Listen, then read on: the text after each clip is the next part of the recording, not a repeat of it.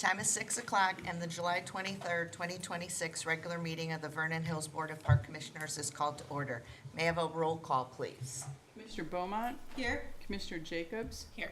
Commissioner Robbins. Here. Vice President Dorhofer. President Senti. Here. Would those present and able please stand for the Pledge of Allegiance?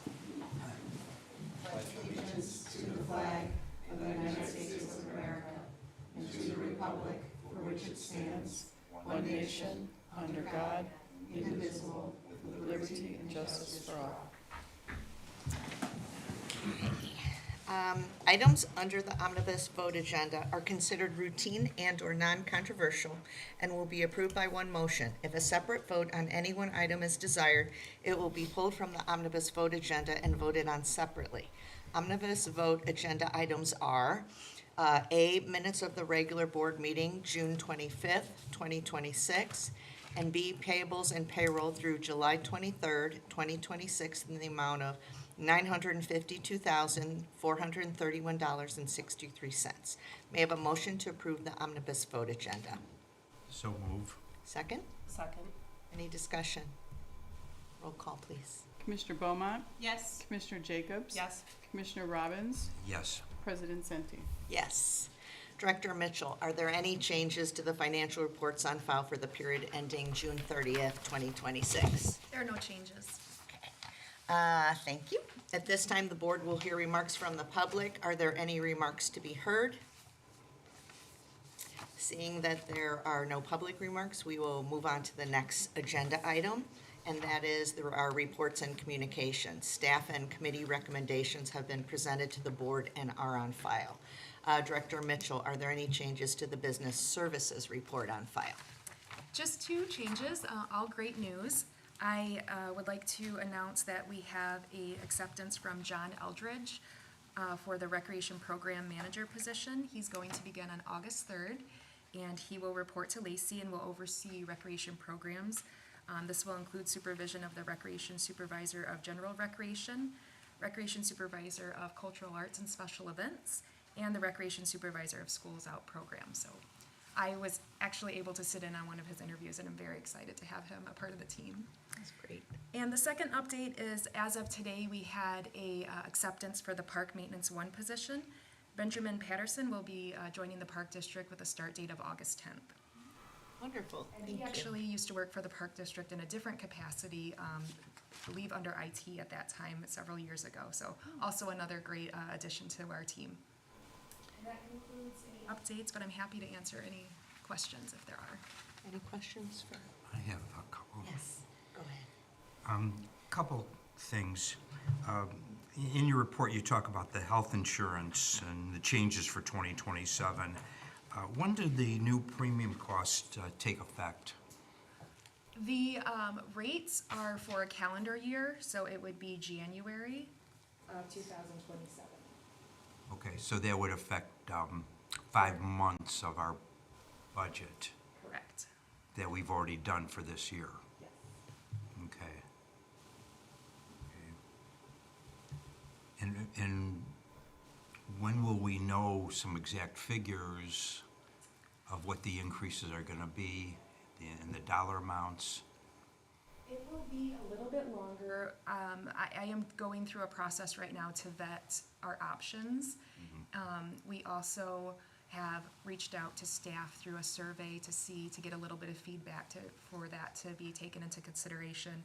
What I've learned through the vetting process is that the rates that are provided, for lack of better words, are good for 90 days. So it's not likely before October that we would be able to know exactly what the rates would be for January 2027. Okay. Also in your report, you speak about a liability that we're incurring of a little over $18,000. Yes. Okay. Now, it seems from reading your report, this is due to one employee's salary adjustment? Yes. Okay. It seems like a substantial amount that we are liable for Yep. for one employee. Is there a specific question?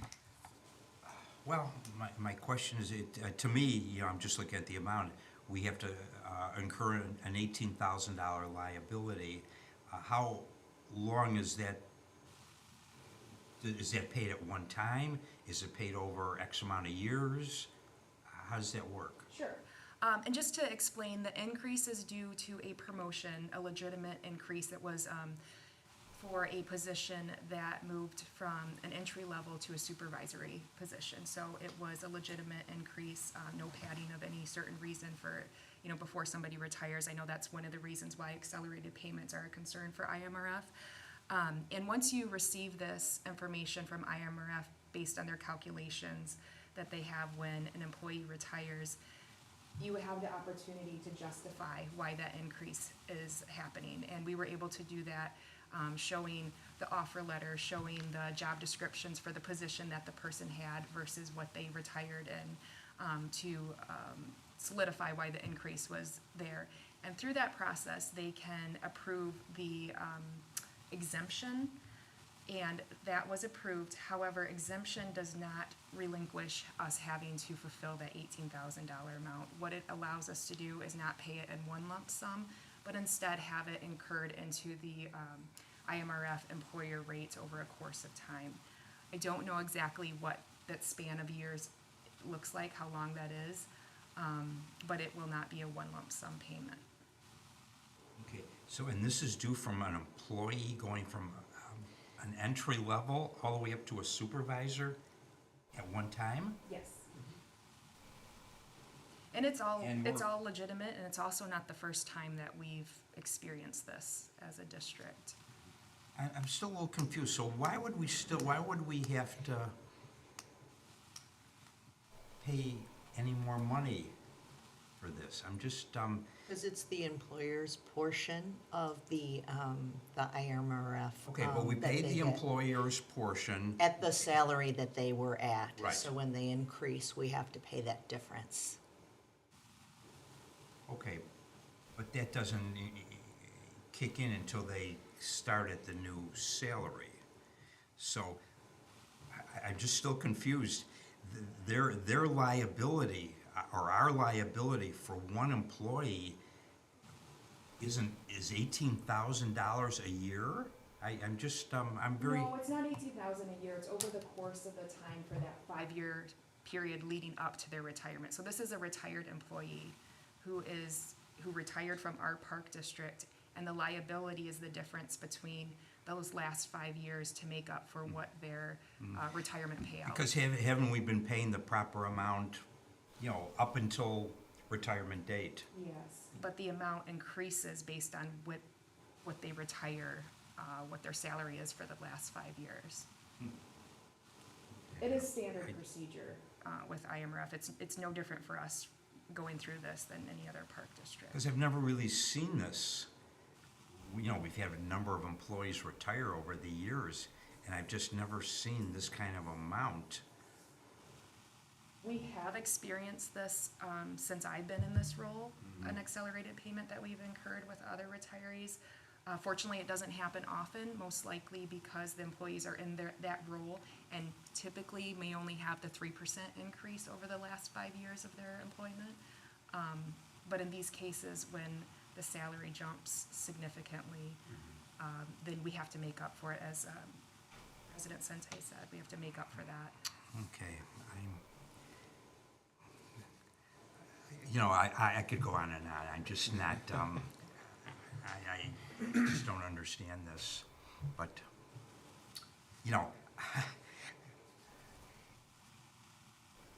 someone retired. The last 5 years before they retired, they got their normal salary, and we paid the normal retirement benefits on that salary. I'm just not sure. I just don't understand why we're hit with this substantial amount. And it may be my lack of communicating eloquently enough of what it is. So I have all of the information. I'm happy to share it with you Okay. through email if that helps.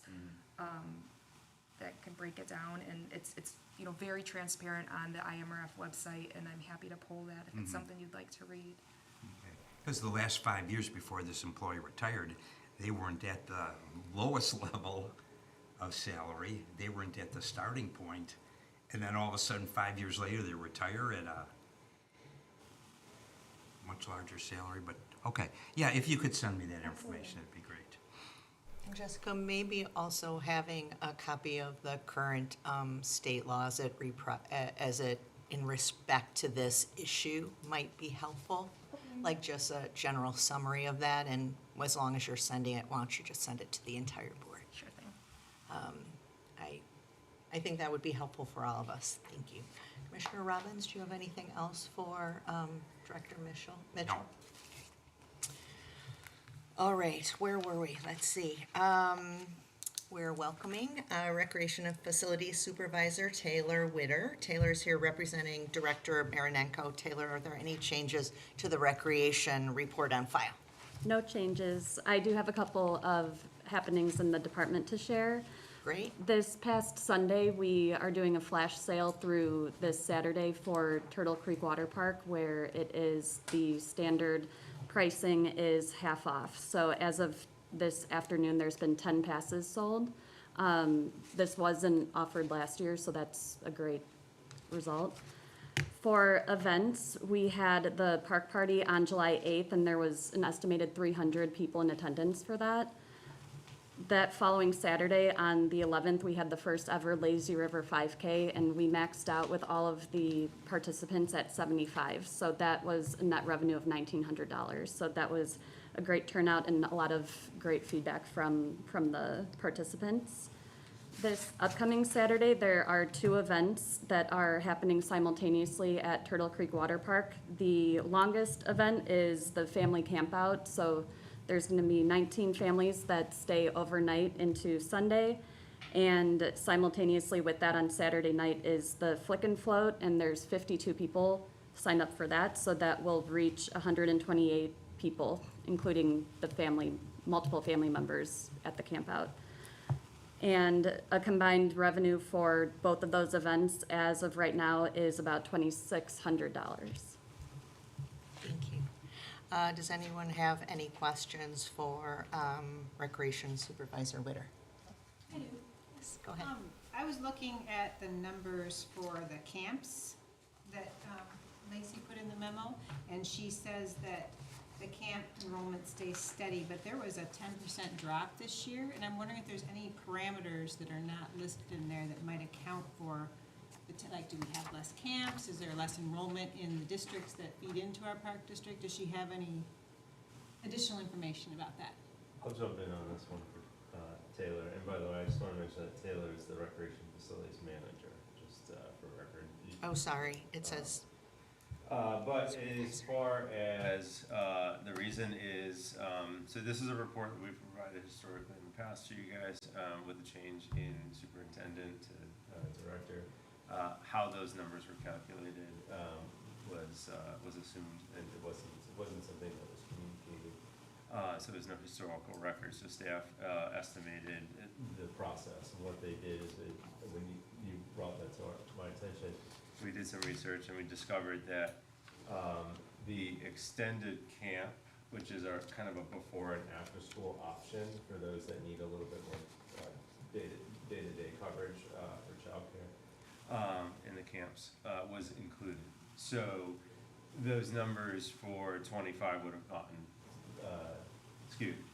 This year's team of staff, Ronnie Swanson and Lacey, looked at it as we're double counting.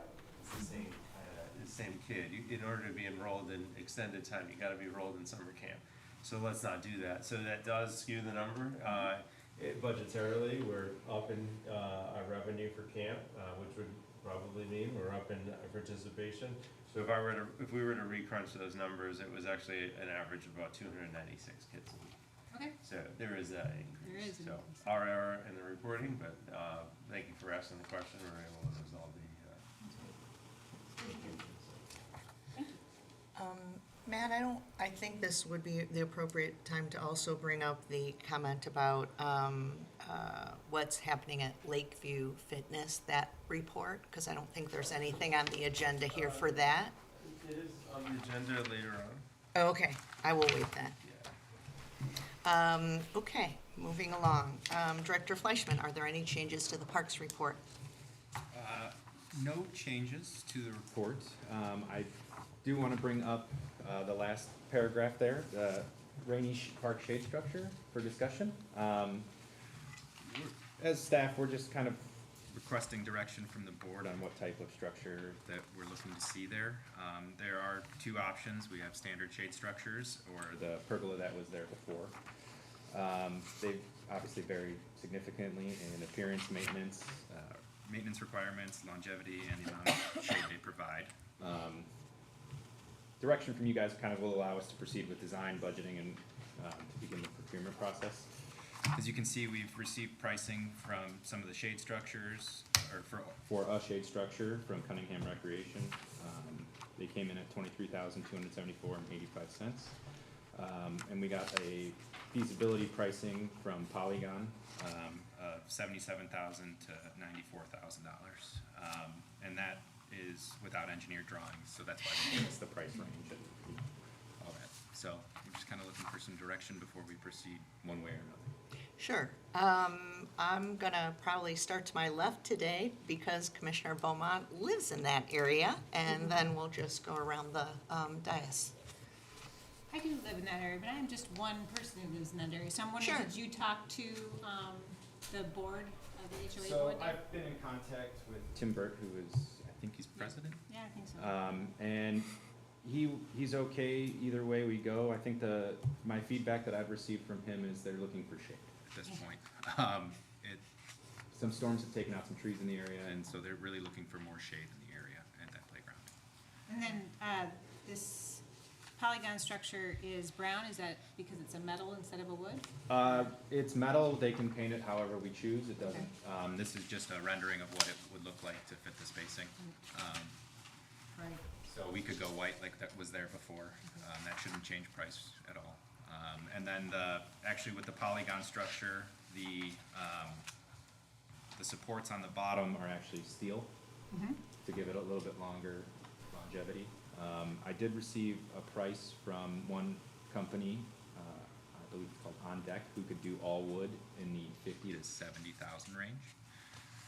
That didn't include painting it though, so it'd be cedar. Okay. And then that polygon structure, or not polygon, the shade, isn't there a shade just like that in the back park? At Donnelly. Yeah, Yeah, Donnelly? there's something So similar. that would be continuity between the parks, because that's what our look is, not necessarily Centennial Crossing's look, is these shade structures. Yes. Yeah. And so, when I spoke to Cunningham Recreation, I kind of gave them our budget number. There are a few different styles of shade structures. So we could, the one I was originally looking at, they quoted us at $32,700. And so, in order to stay under budget, they proposed the one that's in the photos. Personally, I mean, obviously Centennial Crossing has a pergola and gazebo theme through it, but the homeowners association maintains some of that already. And if they wanted to install a gazebo somewhere to continue that theme in that area, they could raise the funds within the homeowners association to do that. Fiscally responsible is the shade that matches our theming throughout our parks, which is this Cunningham type shade. So I understand why there might be some residents that are interested in the pergola look, but it's a lot of difference. If it was a small difference, I could see edging, but it's a big difference. Thank you. Commissioner Robbins, do you have any questions or thoughts between the two? Have we gotten prices for this? I just didn't see it in the packet. It is in there. Can you go through that? I can send you the quotes I've received from Polygon and Cunningham Recreation with all the information on it. But for Polygon, the quote stated it was $77,000 to $94,000. It's in Mark's report. At the lower section, last two sentences. There's not a direct quote. Yeah, we didn't provide the direct estimate. We're not ready to purchase, we're looking for direction. And what's, I'm sorry, but I'm just not familiar with Rainy Park. What's there now? Is it the shade structure, the white shade structure, like, It was the It's pergola. not there anymore. This, trees fell on it and it fell down, and there were squirrels, because it was wood. There were squirrels living in the support posts, and that made it even weaker, because they gnawed big holes in it. So this whole white structure here is gone now, and all it's left is little concrete pads that it was attached to. So there is no real shade. In fact, some of these trees have come down too because they were weak. So, and how old was this structure before it got damaged? It was built when the neighborhood was built, yeah, correct? so 1999. Yeah, approximately 20 years. 27 years old? You know, without looking at prices and whatever, it's hard to tell. Yeah, at this point, we just have the range, and clearly the pergola is quite a bit more. Although the staff's looking for some direction in terms of, do we want to replace what was there with something similar? But it doesn't give the residents shade per se, really. It's more an aesthetic, versus the shade structure that we see from Cunningham. So it's general direction. It will come back to us for a vote with a specific quote. And if we're going one direction versus the other, we'll probably get, you know. So, something that's been there for the 26, 27 years, it was basically this thing. That is a picture of it. Which is really, to me, no shade at all. No, there was some vines growing on it, so there was a little bit in the posts and it does provide a slight bit of shade, but it was more the trees that were also surrounding it in general. So it could appear to someone who just went there like there's been this huge loss, but you are correct. The huge loss of shade did not necessarily come from the pergola coming down. And do we need something? You need to do something with the pads. You have to remove the pads for sure, because that's a safety thing. But as far as there is no shade over that playground, it is a large playground with no shade, except for maybe at the top of the slide. There's a little covering, and that's it. So for parents sitting, there's a bench. There's 2 benches actually Two. there. Yeah, and it'd be nice for some cover. It is a heavily used park. Not only that play area, but there's a huge grassy area in front of it that kids play ball on, and parents sit at these places and watch. Would it be more cost effective, instead of having a big thing, having several areas of shade where parents can, sit under? I don't know what the cost would be for something like that. Because, if what's been there for the last 27 years, I don't see it as any shade for parents watching their kids on a playground in this, in a July sunny day. Like I said, you can see on here, the sidewalk is shaded, obviously, but it's not coming from that. It's coming from the trees. Come from the that are trees, back here. Yeah. exactly, Mhm. exactly. Which, like I said, not all of them are there anymore. Okay. So it's a perception thing, for sure. And also, so is the theming. It's a perception thing, so. I'm gonna move over to Commissioner Jacobs, and then we can keep talking about it, and I'll add my 2 cents. Commissioner Jacobs, questions or thoughts? No questions. Thought is I would go for the non-pergola option, that it provides true shade. I think we could probably get options and colors of the shade and the posts and things, so we can find something that's appealing to everybody, but that would provide actual shade for parents and the kids. Thank you. I went in there today because I had to refresh my memory, and I wasn't sure how long this was down or how the neighborhood felt about it being down, because I think that sometimes is a consideration. And so that's what Director Laporte and I were talking about today. But I don't think we've gotten numerous calls from residents saying, where is it, and we really want that. I think at the time we put it up 27 years ago, not that I was here, we were all little less focused on shade, right? It's certainly heightened over the years. So I think the idea of, I guess I wanted to ask with this shade structure, because there's one here.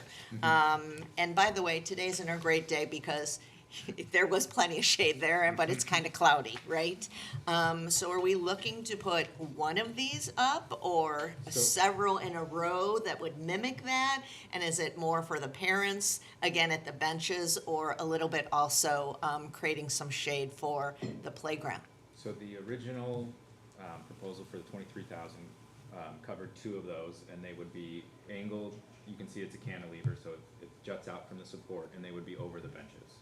Okay. It would offer the support for the parents sitting around and give kids on the playground a chance to get out of the sun too if they needed it. Okay, And there's in the playground code, you can't have a structure.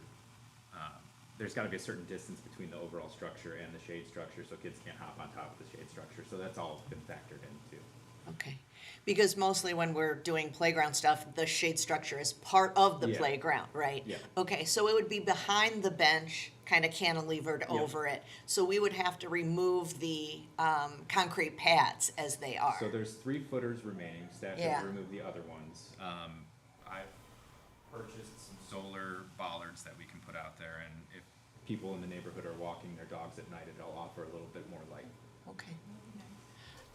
Yeah, again, the pergola looks nice, but I'm swayed more to creating shade, and something that looks complementary with what's out there. It also saves money, and using those pads to create some lighting, I think is also a nice idea, so I lean that way as well. Did we install the original pergola, or was the builder put It was that the in? builder. Yeah, so we're not Oh, okay. responsible for that in the first place. Okay. It wasn't our choice, I guess is what I'm saying. Okay, so I think we kind of are in agreement on this end of the board, so I want to swing back to you guys. Do you feel fine letting the staff proceed with the shade structure? Yes. Okay, Yes. Thank you Good. very much. Yeah, and I think we are trying to schedule a park tour. We'll put Yes. that park on the tour. Sounds great. And we'll, continue the research, present those shade Options, and you can review on site. Do you want me to read this because of that, or is that clear? things. Okay. Manager Spirchuk, are there any changes to the marketing report on file? No changes or updates. Thank you very much. Any changes, or any questions, sorry? No? Okay. Director Laporte, are there any changes to your report on file? That's it. Okay. Commissioner Jacobs, are there any comments you would like to share as the liaison of the Environmental Sustainability Committee? Caught me off guard on that one. No, but I'm very proud of the work that they have already put forth, and I'm very pleased with that guy over there, that we get to, be part of this group and make some positive changes in this regard. Yeah, it sounds like they're a great group, and so thank you for doing that work, both of you. And Commissioner Beaumont, are there any comments you would like to share as the liaison of the Park District Advisory Committee? No, that's fine. Okay. And ditto for you and Lacey. I think it also is a great group. They have lots of ideas They do. and want to encourage that enthusiasm. So there's no board correspondence to be heard this evening and no unfinished business. We'll move to new business, and we have as one of our 2 guests tonight, District 128 Superintendent Dr. Schaefer. And if you would please come to the podium, and we thank you for making time in your evening tonight to come visit with us. Well, thank you. It's a privilege and honor to be here. I thought I got out of board meetings. We canceled our July board meeting because Matt invited me in. It's a pleasure and honor to be here. This is 1 year and 1 month in the making. So Matt and I met early on, and he invited me to a park board meeting last year. Here I am a year and a month later. So I apologize. But it's great to be here. It's been quite a year in Community High School District 128. It's an incredible school district. This is coming up now my 34th year in education. I actually grew up in suburban Chicago area, so I grew up in Lincolnwood, and interestingly, I actually worked for Lincolnwood Parks and Recreation. So I ran the camps program, day camp. So somewhat familiar with park board meetings and some of the inner workings, so it's interesting to listen. In 34 years, I've taught, primarily at the high school level. I've been an administrator at the building level, at district levels. I've worked in 3 states. So once I left Illinois, I actually moved to Arizona, and I was in Arizona for about 10 years. And then I worked in Northbrook, came back to Illinois, and then that's where I met my wife. And so she is from Colorado and decided that we were moving to Colorado because she was the deciding vote in the Schaefer family. And so I've spent the last 13 years in beautiful Colorado, and people are like, well, why leave Colorado? Like, it's a great place. Part of it is, again, roots here in Chicago. This is, my family is still here, and there was an amazing opportunity to come to District 128. So it's been a really full year. It's been great getting to learn the communities of both Vernon Hills and Libertyville. We're doing some great work. We enjoyed wonderful partnerships with Vernon Hills, with Libertyville. Matt and I have worked recently closely on a need. You may be aware that Vernon Hills High School, we're undergoing some pool maintenance effective in October. This was supposed to be a summer project, but because of supply chain challenges, that was pushed to October. And so the work needs to begin. We've got failing HVAC systems in the pool, and it will impact our programs. And so through collaboration and partnership, we appreciate the use of the Vernon Hills facilities for a little bit of October, November, and December. I think it's in totality about 13 or 14 days we counted, but it's really helping us out as a school district. So we're deeply appreciative, and it's again a great example of partnership. The only other large thing that we will be launching this year is our new strategic plan. So in superintendent school, they teach you year 1, don't do too much, but in year 2, start doing things. So we're going to launch a strategic planning process. We engaged the community in the spring of this last school year, and I'll be working with the board. We actually have our board retreat next week. If the board is supportive, we'll look to launch our new strategic plan early this school year. So again, thank you for the opportunity to be here. I appreciate it. If you have any questions, I'm happy to answer. Well, I'm going to turn it over potentially to Commissioner Jacobs. She might want to ask a question. She is going to have some 2 sons joining your high school in the fall, but I don't know if you have anything you want to ask or share. I'll send you a list. Thank you for being here. I am excited to be a new parent in District 128, and we've got a lot to learn. But I could not be more excited for them to be going to these schools. So thank you. Thank you. Commissioner Jacobs is also our school district liaison. So as you came here, if there's anything you would like us to come to a meeting, herself, me, both of us, one of us, we're happy to come and visit with your group as well. We hope you will come out to Rib Fest and join us on Friday, August 14th with your board, and Dr. Schaefer comes to the public officials meetings that we have quarterly, and we appreciate that and the collaboration. So nice to see you tonight. Do you have any questions for Dr. Schaefer? No question, just welcome and Yeah. good luck building on an already really great school district. So yeah, I think be excited to see where you take it. Thank you. Good luck with your strategic plan, and we'll see you soon. Sounds great. Thank you for coming. Have a nice evening. All right, have a nice evening. Our next item is the 2026 NRPA conference attendance. We have a motion to approve the 2026 NRPA conference travel to Philadelphia for Commissioners Beaumont, Jacobs, Dorhofer, and Senti. So moved. Second? Second? Any discussion? Roll call, please. Commissioner Beaumont, Yes. Commissioner Jacobs, Yes. Commissioner Robbins. Yes. President Senti. Yes.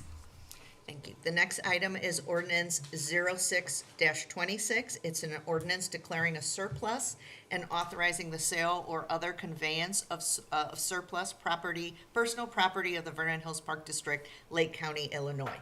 May I have a motion to approve ordinance 06-26? So moved. Second? Second. Discussion?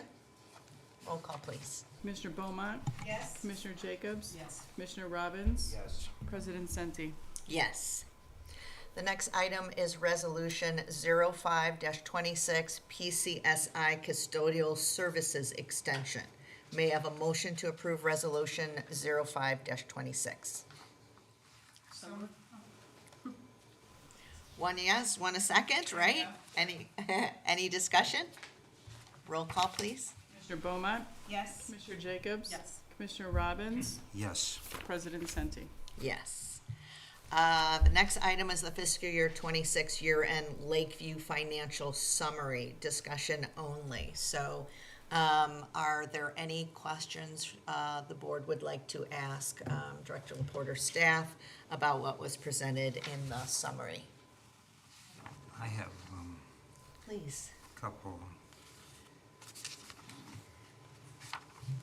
Here we go.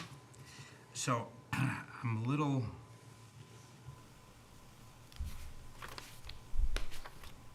confused here. On the Lakeview Fitness, we had budgeted for last year, $267,000 loss, came in at $295,000.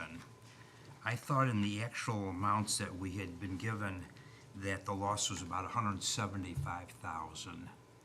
And I'm just wondering how we went from 175 to 295. If you, I mean, I can give an overview. I don't know if we want to get granular, but the revenue shortfall was $58,000 less than what was budgeted.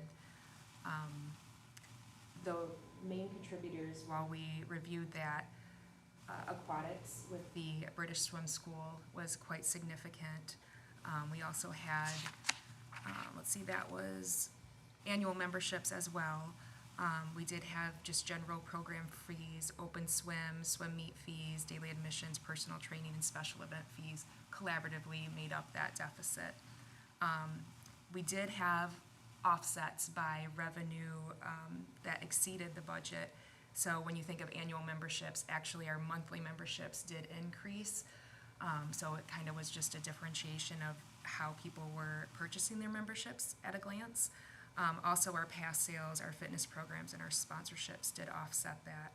I don't know, Taylor, if you want to go any deeper into no, that? I mean, am I being incorrect in thinking that the loss was around 175,000 per the reports that I've seen?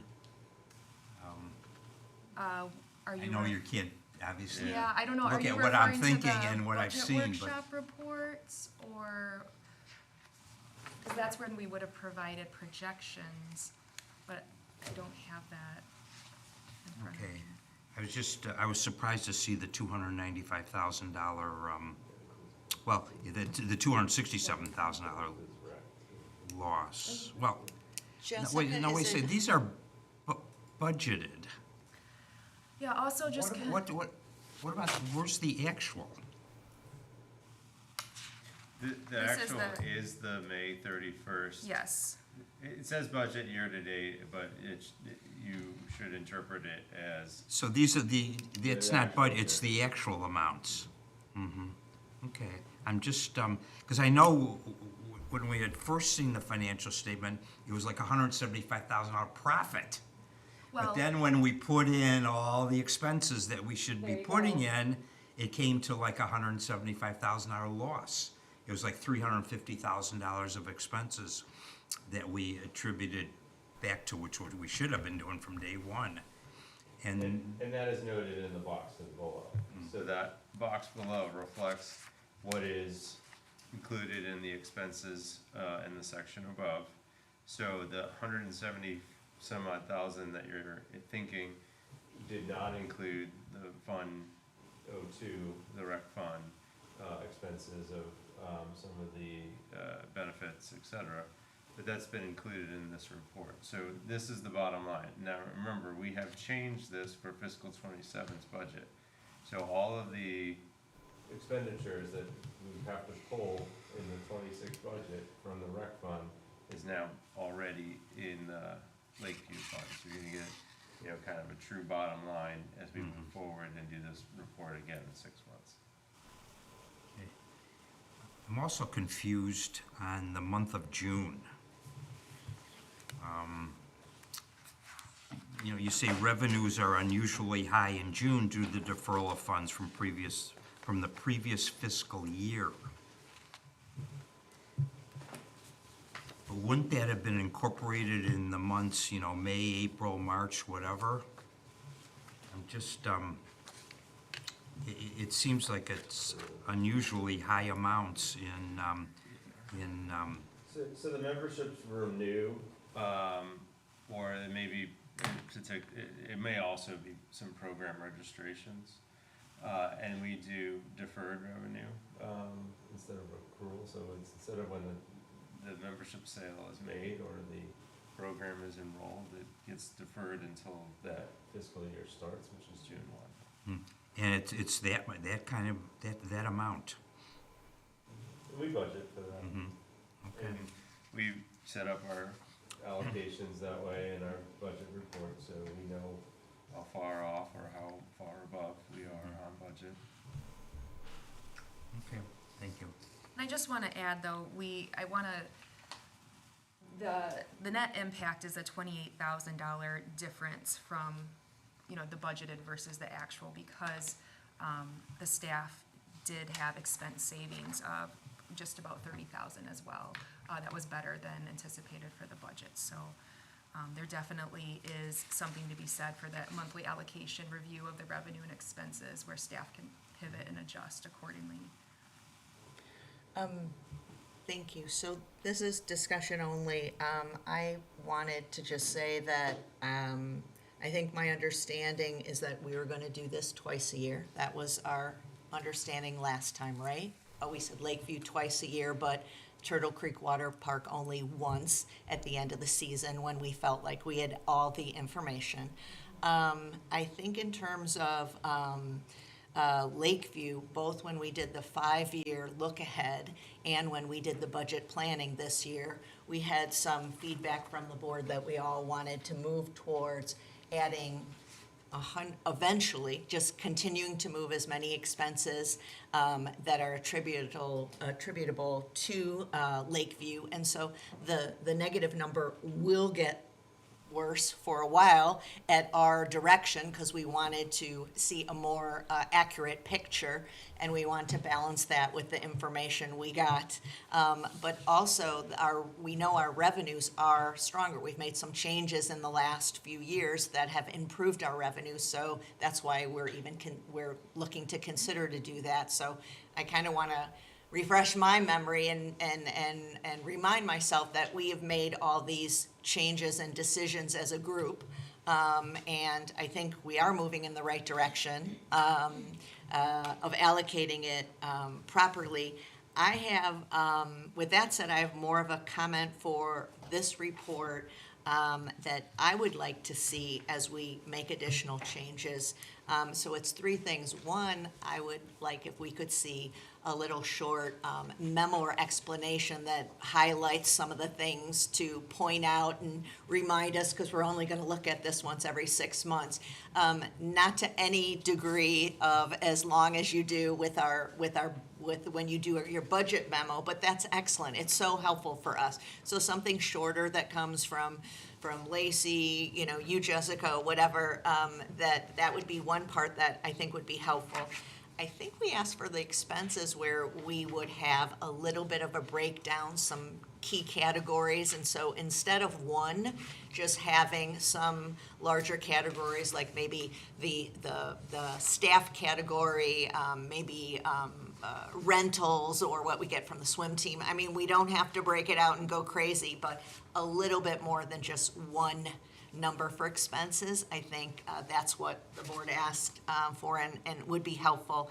And then maybe a bit of comparison in the memo for how that looks compared to the last year or the last couple of years. So again, to not to show, you don't have to show the numbers, or you can just show the big numbers, but whether it's in the memo or a little bit just saying, hey, this is tracking up, this is, getting worse, or a little bit of a comparison is also helpful. So those would be my suggestions. Anyone want to add anything about, because we're looking at this twice a year. This is one of 2 facilities that we have that is, we have to actively manage to be responsible. And we, at this point, have decided we want to provide this for the public, and yet we still want to manage it, right? So I think that would be helpful, if that's okay. And I know we're doing that, so. Well, Yeah, go ahead. Sorry. okay. It'll be interesting to see when we do our financial sustainability project. And we come up to allocate the actual direct expenses that are applied to the Lakeview Fitness, and what they come up with indirect expenses. So, Yeah, I think See what that, you're looks right. like. I think that our next step is what we are going to be doing, start doing in the next month or 2 with the financial sustainability exercise, right? Commissioner We Beaumont. showed in here at the bottom of the rectangle that, about the Fund 2 expenditures that have been attributed to Lakeview. In the future reports, will it also include what we've transferred? So, because the future reports are going to be for current fiscal 27, correct? And in current fiscal 27, we've already moved all of those into Fund 14. So there wouldn't be a purpose of having that box other than what you just stated, just for the transfers, which will come at the end of the year. We won't be transferring anything until we can see what amount that accumulates to be. Right, so that would change, though, some of these numbers, at least how they appear as far as how Lakeview is. Because the Yeah. expenditures they were attributed to Fund 2, so we're moving the coverage of them over also. Yep. Yeah, good point. So the second report will be even more valuable. Hopefully, yeah. Yeah. It's gonna be a little bit of transition, how we did it, how we're doing it now, and it's a new report, so therefore you don't have a lot of back information. Okay, we're good with that discussion? Ready to move on? Okay. The Environmental Committee recommendations for approval by the Park Board is next. May I have a motion to approve the amendments to the Administrative Policy Section 1.05, subsection D, and the committee's goals for the upcoming year? So moved. Second. Any discussion? Roll call. Commissioner Beaumont, Yes. Commissioner Jacobs? Yes. Commissioner Robbins? Yes. President Senti. Yes. I just wanted to see some.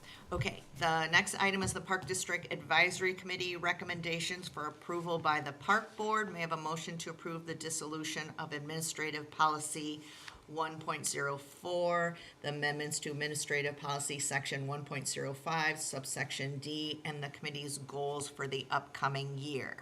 So moved. Is there a second? Second. Any discussion? I have an item.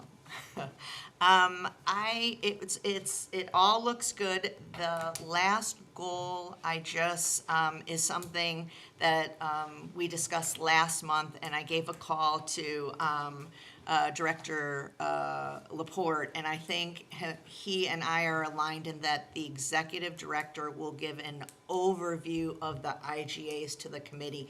We have 50-some IGAs. I don't think the intention was for them to get into the legal review of each of the contracts, but I just wanted to make that a little bit more clear. Keep them busy. Yeah, it sure would. But yes, I think they'd be more than satisfied with that. So, I we can have do that, yep. we don't have to, we could just move forward with the roll call with that modification. Okay. Commissioner Beaumont, Yes. Commissioner Jacobs? Yes. Commissioner Robbins? Yes. President Senti. Yes. Okay. You're finally up. Thanks for being patient, Jeff. Next item is approval of engineering services for Century Park Shoreline. Jeff Barnett is an engineer with Christopher Burke, is in attendance today to answer any questions during our discussion. Would we like him to make a Yeah, I don't know if you have any I comments mean, to you're share, here, but, yeah. so introduce yourself and, Sure. So thank you for the introduction. I'm Jeff Barnett. I'm with CRISPR Engineering. I've been there for 20 years now. wow. Leading the structural department.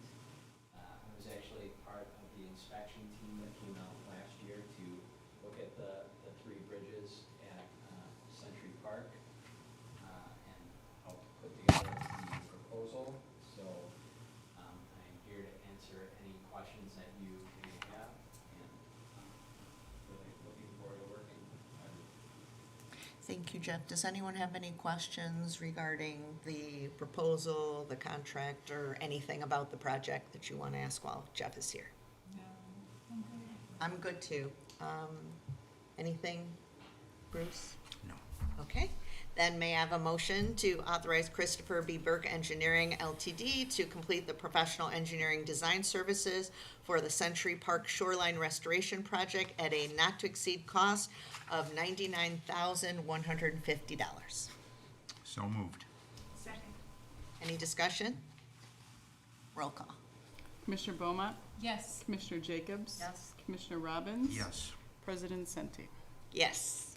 Thank you, Jeff. Thanks. Thanks, Jeff. We're excited to have that move forward. Yeah, like I said, looking forward to working with everyone. Thank you. Thank you. Have a nice evening. Next are commissioner comments. Commissioner Beaumont. I always liked our social media, but I have to say, I really like our social media. So, good job. I see a trend towards something that is very current. And I think it gets great engagement, and obviously your numbers show it gets great engagement. So when I saw it, I thought, oh, this is really great, and now you're showing, yes, it's really great, so, awesome. Commissioner Jacobs. I would like to say I appreciate everybody from the village and the park district board, the police department, everybody that dealt with all the craziness last week with the weather, accommodating all the smoke, all the camps, all the events that were going on. The communication about it was great. I know it wasn't easy to make some of the calls that they had to make, so I appreciate everybody working together and, trying to keep everybody safe and happy at the same time. Not easy. Yeah, absolutely. Commissioner Robbins. I'm just glad I wasn't here last week. Nothing else. Yeah, it wasn't easy. I'm going to echo that too. Jessica, thanks for the communication and handling that. And I thought, wow, that's a pretty big, we haven't done that before. So, Not again. yeah, right. But I think we definitely made the right decision. I realized that I wanted to mention something about one of the, just a little small thing about some of the goals, but I'll just say it in general. When we talk about whether it's Senator Johnson, I always like to also include Representative Didich, or just say to work with all our elected officials and partners. There was one thing that just mentioned one. I'm sure it was just an oversight, but we're so thankful to have all the elected officials and our partners working with us. So, for a little terminology like that. And that is all I have. So it is 6:53 and the regular, sorry. Amy's looking at me. Having addressed all the items on the agenda, I must be in a rush. May I have a motion to adjourn? So moved. Second. Any discussion? All in favor, say aye. Aye. Aye. The time is 6:53 and the regular meeting is now adjourned.